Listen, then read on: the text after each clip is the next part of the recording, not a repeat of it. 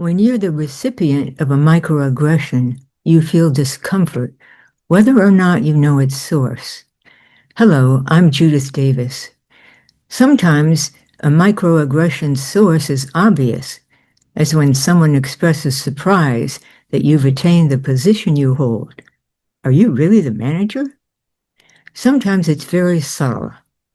When I was a teenager, long ago, it was assumed that girls couldn't be good at sports.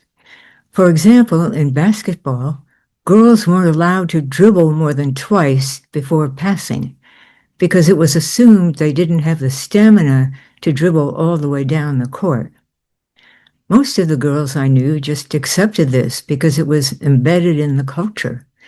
They didn't consciously register it as a microaggression. I didn't know that word. It hadn't been coined yet, but I knew it was a put-down. The impact of microaggressions. A microaggression is an attack. It evokes a counterattack, a feeling of aggression in the recipient.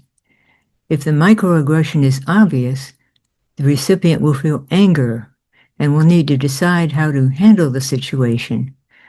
When it's subtle enough to go unrecognized, the anger doesn't disappear, it simmers beneath the surface, creating ongoing tension.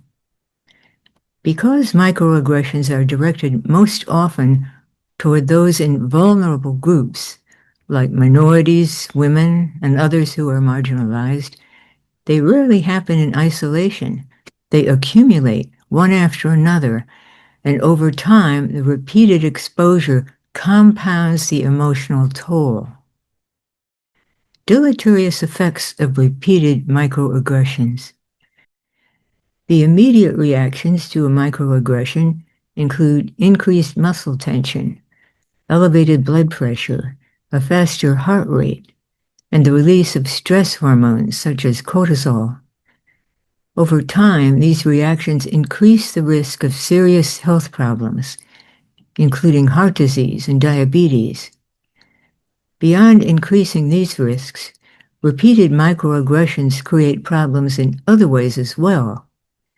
They cause headaches, disrupted sleep, weakened immunity, chronic anxiety, depression, and in some cases, even suicidal thoughts. To cope, some people turn to smoking, drinking, or overeating, behaviors that may provide temporary relief but ultimately add to the damage and never solve the problem. Because the effects are so pervasive and harmful, it's important to find ways to deal with microaggressions as they occur. Your inner guide can help. It can help you recognize subtle attacks. When the microaggression is subtle or masked by politeness, your inner guide can help you recognize it. It can help you decide how to respond.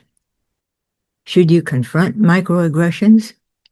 Are you really the manager? Respond with a calm, matter-of-fact, yes.